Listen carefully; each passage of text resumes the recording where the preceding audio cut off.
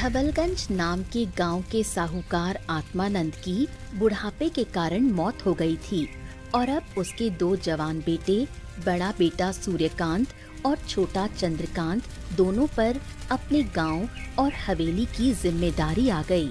सूर्यकांत ने आज तक आत्मानंद की साहूकारी के कामों में बहुत मदद की थी, इसलिए उसे सब पता था। सूर्यकांत बहुत लालची था। वहीं चंद्रकांत सोच रहा था कि पिताजी के चले जाने के बाद अब उनका सब कुछ मेरा होना चाहिए। एक दिन, चंद्रकांत, अब पिताजी को जाकर बहुत दिन हो गए। अब हमारी हवेली और हमारे खेत के साथ बाकी जो कुछ भी है उसके बारे में बात करने का समय आ गया। तुम ठीक कर रहे हो भैया, मैं भी वही सोच रहा था। हमारी ये इतनी बड़ी हवेली है, इतने सारे खेत हैं, उन खेतों के साथ ही गांव वालों के कई खेत उन्होंने कर्जे लेकर गिरवी रखे हैं। पिताजी के लाखों रुपए हैं, उन सबका हिसाब तो करना ही पड़ेगा। तो चलो मैं तुम्हें बताता हूँ कि क्या करना है। मैं बड़ा हूँ और आज तक मैंने पिताजी के सभी कामों में बहुत मदद की है, इसलिए ये सब कुछ मुझे मिलना चाहिए। ये आप क्या कह रहे हैं भैया? सब कुछ आपको क्यों मिलना चाहिए? मैं तो सोच रहा था कि मुझे कुछ नहीं आता तो मैं सब ले लूंगा और आप तो खुद कमा कर खा सकते हैं। चंद्रकांत की इस बात पर सूर्यकांत को बहुत गुस्सा आया।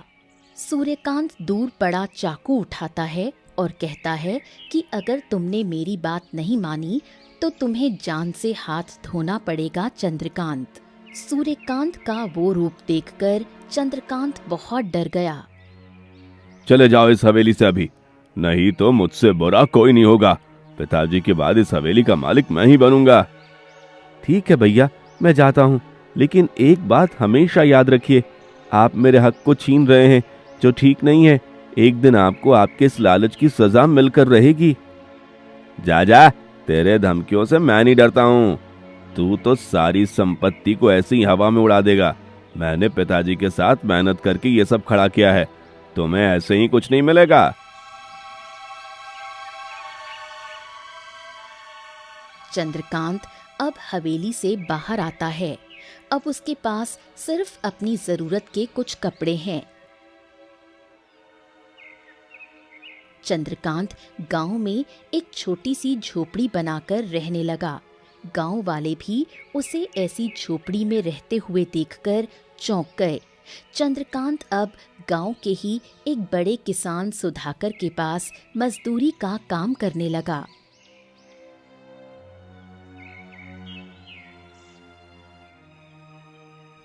अरे चंद्रकांत, अरे झाड़ू लगाने का काम हो गया हो तो जाकर लकड़ियां तोड़ कर ले आओ। चूल्हे में जलाने के लिए लकड़ियां खत्म हो गई है। जी मालिक, अभी लेकर आता हूँ।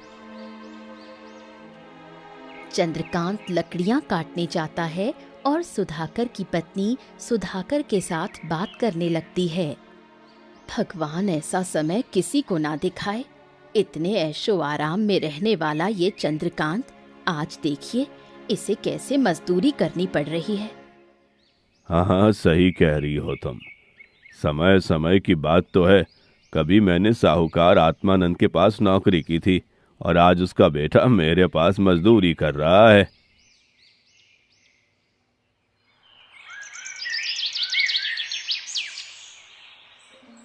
ऐसे ही अब चंद्रकांत सुधाकर के घर काम करके 4 पैसे कमाने लगा। जो थोड़े पैसे मिलते थे उसमें 2 समय की रोटी का इंतजाम करके अपना गुजारा करने लगा। उधर सूर्यकांत अपनी बड़ी हवेली में रहकर साहूकारी के सब काम करने लगता है। कुछ महीने बीत जाते हैं। सूर्यकांत को अपने भाई की थोड़ी भी चिंता नहीं थी और वो अपनी ही दुनिया में मस्त होकर खुश था। उसने गांव की ही एक बहुत सुंदर लड़की सलोनी के साथ शादी भी कर ली थी। एक दिन, सूर्यकांत, इतनी बड़ी हवेली में हम दोनों ही रहते हैं, आपने अपने भाई को हवेली से क्यों निकाल दिया? सुना है कि अब वो बहुत गरीबी में रह रहे हैं। उसे वही करना चाहिए। पिताजी ने उसे पहले कई बार समझाया था कि साहूकारी के कामों में अपना ध्यान लगाए, नया काम सीखे, लेकिन उसने कभी भी पिताजी की बातों पर ध्यान नहीं दिया। उल्टा वो पूरे गांव में पिताजी के पैसों का रौब दिखाता घूमता था। अगर ये सब उसके हवाले हो जाता तो कुछ ही दिन में सब उड़ाकर फिर भिखारी बन जाता। इसलिए मैंने उसे जायदाद से बेदखल कर दिया। आपकी बात तो सही है, लेकिन उस पर मुझे बहुत दया आती है।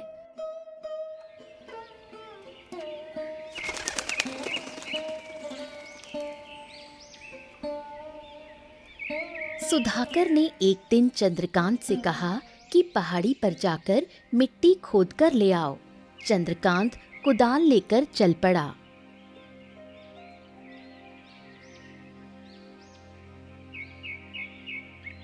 और पहाड़ी के पास जाकर मिट्टी खोदने लगा। मिट्टी खोदते खोदते उसे एक सुरंग दिखाई दी। उस सुरंग को देखकर चंद्रकांत के मन में उत्सुकता बढ़ गई और वो उस सुरंग में नीचे चला जाता है। सुरंग के नीचे एक बहुत बड़ी गुफा थी, जिसका दरवाजा एक पत्थर से बंद कर दिया गया था। ये क्या? इस गुफा के द्वार ऐसे बंद करके क्यों रखा होगा? लगता है कि इस गुफा के अंदर ऐसा कुछ छुपाया हुआ है जो बहुत कीमती हो सकता है। मैं जाकर देखता हूँ। चंद्रकांत उस पत्थर को हिलाने की कोशिश करता है, लेकिन वो पत्थर नहीं हिलता। चंद्रकांत बहुत कोशिश करता है, लेकिन पत्थर हिलने का नाम नहीं ले रहा था। ये पत्थर तो हिल ही नहीं रहा। अब क्या करूं? कैसे हटाऊं इस पत्थर को? कुछ समझ नहीं आ रहा। तभी चंद्रकांत को ऐसा महसूस होता है कि जैसे जमीन हिल रही है। वो दूर जाकर छुप जाता है। घोड़ों पर सवार 7 नकाबपोश वहां आते हैं और उस गुफा के दरवाजे के पास आकर रुक जाते हैं। उन सब का सरदार गुफा के दरवाजे के पास आता है और एक चांदी का सिक्का उस दरवाजे पर चिपकाता है। उसके ऐसा करते ही गुफा का दरवाजा खुल जाता है और वो 7 अंदर चले जाते हैं। चंद्रकांत छुपकर देखने लगा। गुफा के अंदर से तेज रोशनी आ रही थी। 7 नकाबपोश अंदर जाते हैं और उनके जाते ही सिक्कों की आवाज आने लगी। चंद्रकांत समझ गया कि जरूर यहाँ कोई खजाना छुपाया हुआ होगा। कुछ देर के बाद वो सब बाहर आते हैं और इस बार गुफा का दरवाजा अपने आप बंद हो जाता है। सब फिर घोड़े पर बैठकर दूसरे रास्ते से चले जाते हैं।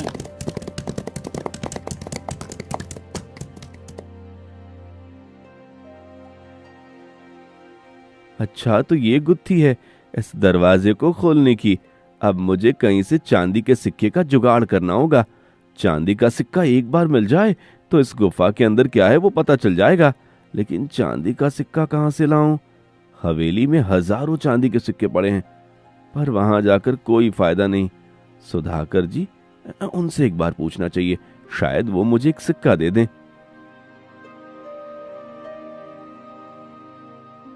चंद्रकांत मिट्टी लेकर सुधाकर के पास आता है और मिट्टी आंगन में रख देता है। फिर चंद्रकांत, ये लो आज के तुम्हारे पैसे। मालिक, आज मुझे पैसे के बदले एक चांदी का सिक्का दे सकते हैं? मुझे आज एक चांदी के सिक्के की बहुत जरूरत है। अरे, तुम्हें आज चांदी के सिक्के की जरूरत क्यों पड़ गई भला? मालिक, वो मैं आपसे बाद में बताता हूँ। बस आप मुझे थोड़े समय के लिए एक चांदी का सिक्का दे दीजिए, मैं बाद में आपको सिक्का लौटा दूंगा। इतना विश्वास तो करते हैं ना आप मुझ पर? तुम पर विश्वास तो करता हूँ चंद्रकांत, बस मुझे ये समझ नहीं आ रहा कि तुम्हें सिक्के की जरूरत क्यों है। वो आपको अभी नहीं बता सकता मालिक। ठीक है, यहीं रुको, मैं चांदी का सिक्का लेकर आता हूँ। सुधाकर अंदर जाकर सिक्का लेकर आते हैं। वो चंद्रकांत को सिक्का देता है और चंद्रकांत सिक्के को लेकर भागकर फिर सुरंग के रास्ते से उस गुफा के पास आता है। वो गुफा के दरवाजे पर वो चांदी का सिक्का चिपका देता है और दरवाजा खुल जाता है। चंद्रकांत गुफा के अंदर आता है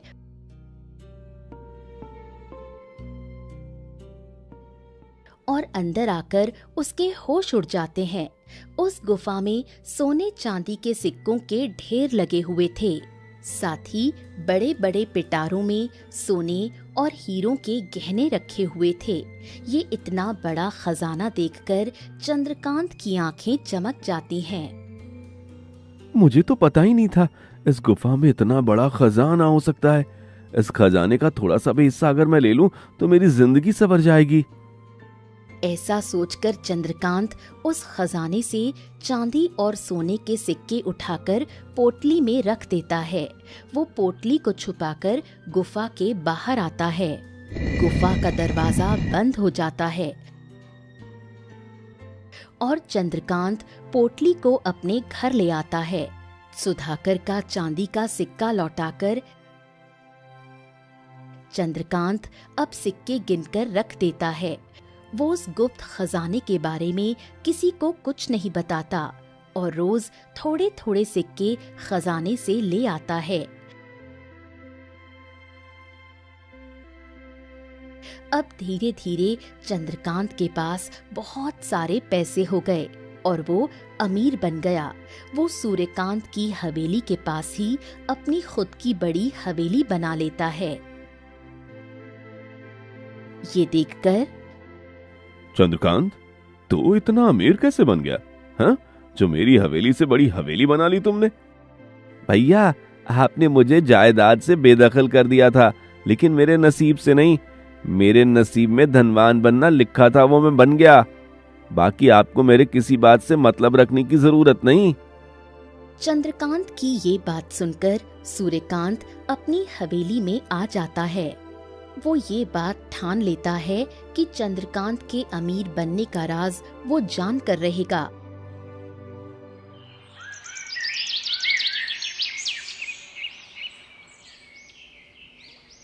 एक दिन वो चंद्रकांत का पीछा करता है।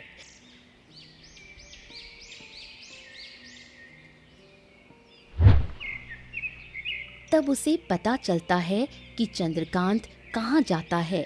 वो भी चंद्रकांत के पीछे गुफा में चला जाता है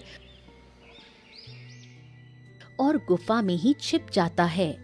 चंद्रकांत सोने के गहने और थोड़े हीरे लेकर गुफा से बाहर आता है।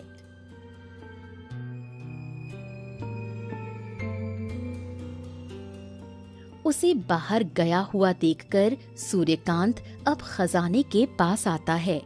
इतना सारा खजाना देखकर उसके मन में भी लालच आ जाता है और वो सोने के सिक्के उठाने लग जाता है कि तभी सातों नकाबपोश गुफा में आते हैं। अब कौन आ गया? मुझे छुपना पड़ेगा फिर से।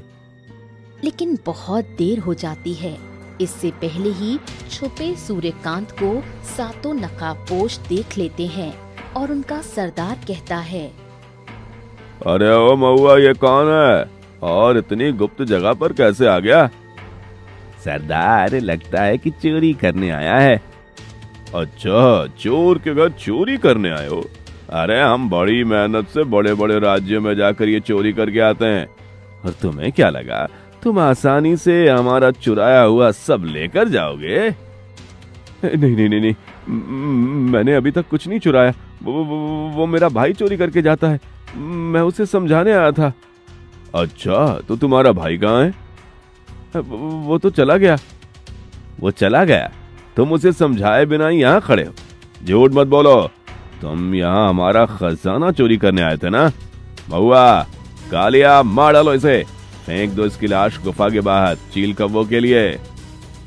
सूर्यकांत अब समझ जाता है कि वो नहीं बच सकता। फिर भी वो भागने की कोशिश करता है, लेकिन महुआ और कालिया उसे पकड़कर मार डालते हैं और उसकी लाश को बाहर फेंक देते हैं।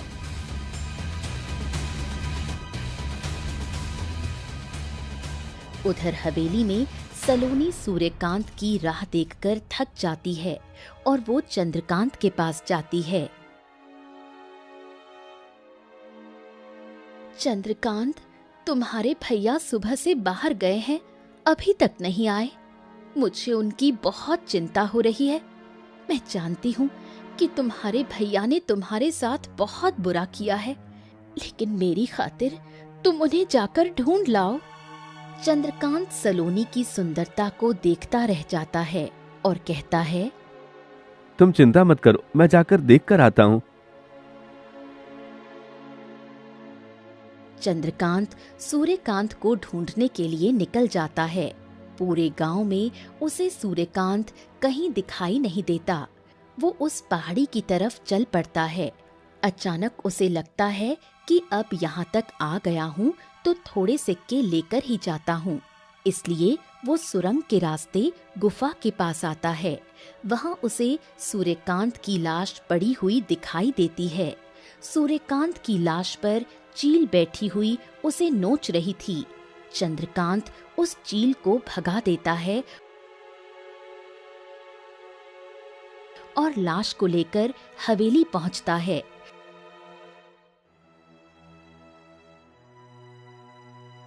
सूर्यकांत की लाश को देखकर सलोनी रो पड़ती है। ऐसा कैसे हो गया? अचानक इनकी मौत कैसे हो गई?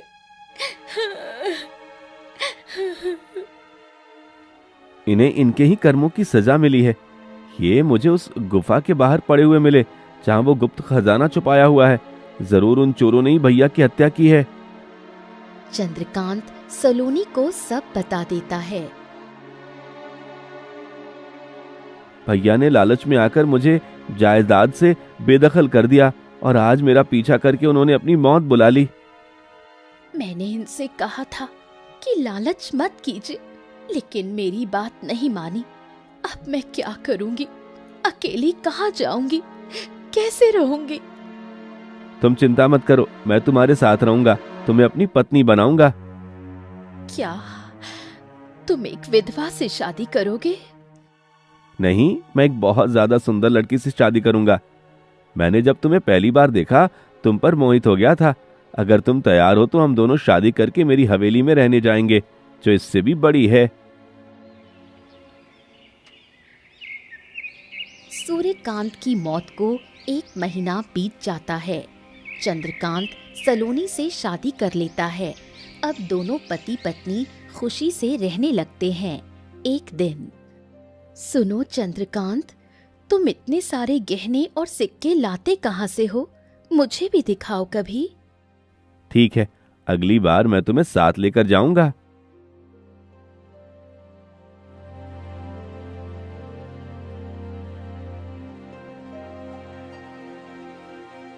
उधर गुफा में सातों डाकुओं को पता चल जाता है कि उनका चुराया हुआ खजाना कम हो रहा है। तुम सभी के ध्यान में एक बात आ गई है या नहीं? हमारा खजाना पहले से कम दिख रहा है। कहीं तुम में से कोई चोरी तो नहीं कर रहा? और अगर ऐसा है तो मुझसे बुरा कोई नहीं होगा, ये तुम सब अच्छे से जानते हो। नहीं नहीं सरदार, आप ये क्या कह रहे हैं? हम में से कौन चोरी करेगा? जरूर बाहर से कोई आता होगा। उस दिन उस आदमी को मार गिराया था हमने, उसके बाद भी चोरी हो रही है। इसका मतलब है कि कोई और भी है जिसे हमारे खजाने का पता लगा है। चिंता मत कीजिए सरदार, मैं कल नजर रखता हूँ। उस आदमी की पूरी जानकारी आपको बताता हूँ। अगले दिन चंद्रकांत सलोनी को लेकर गुफा के पास आता है। वो गुफा के दरवाजे पर चांदी का सिक्का लगाकर दरवाजा खोलता है और दोनों अंदर चले जाते हैं।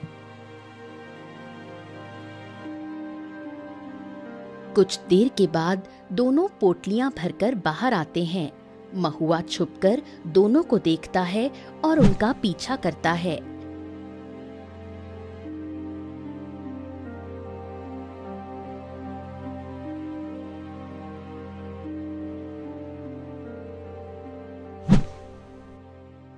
चंद्रकांत और सलोनी दोनों अपनी हवेली में जाते हैं और महुआ अपने साथियों के पास आता है।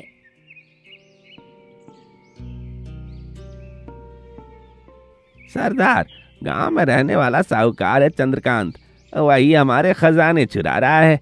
उसे हमारे खजाने को खोलने का राज भी पता है। इसका मतलब है कि हमें खजाना यहाँ से कहीं और छुपाना होगा। चलो आज रात को ही हम खजाने की जगह बदल देते हैं। आगे कुछ और गुफाएं हैं, वो हम खजाने को वहीं छुपा देंगे। लेकिन मैं उस चंद्रकांत को छोड़ूंगा नहीं, उसे भी अपने भाई के पास पहुंचाकर ही दम लूंगा। सातों मिलकर खजाने को दूसरी गुफा में छुपा देते हैं। फिर एक दिन चंद्रकांत और सलोनी उस गुफा के पास आते हैं और चांदी का सिक्का उस दरवाजे पर लगाकर अंदर चले जाते हैं। लेकिन इस बार गुफा के अंदर कुछ नहीं होता।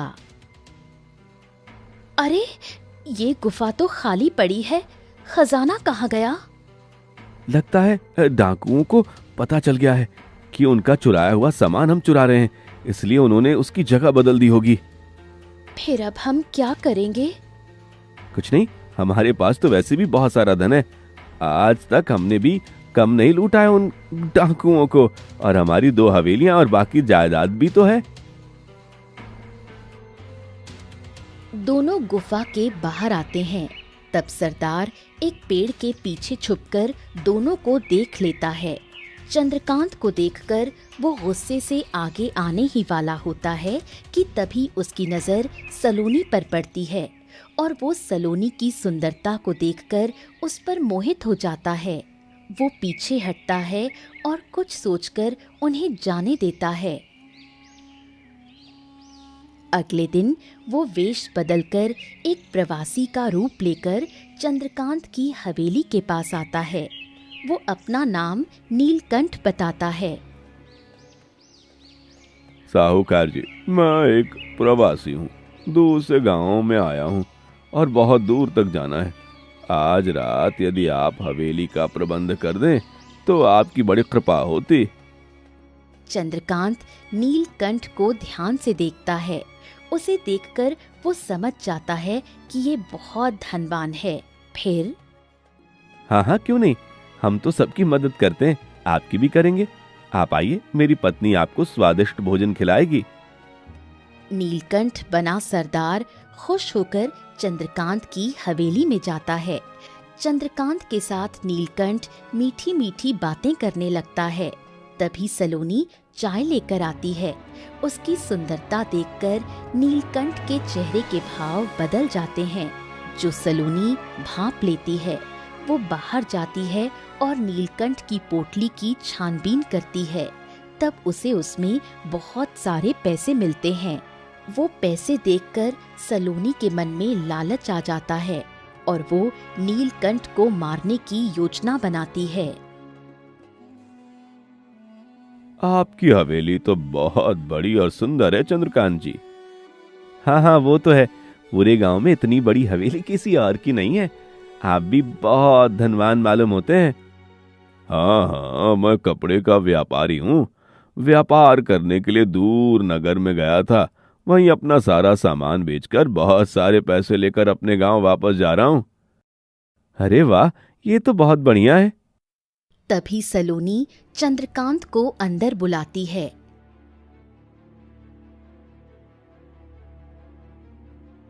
नीलकंठ की पोटली में बहुत सारे पैसे हैं। मुझे तो लगता है कि इसे मारकर हम इसके धन को हासिल कर सकते हैं। पर क्या ये सही रहेगा? आपने उसकी नजर देखी नहीं, मुझे कैसे घूर रहा था।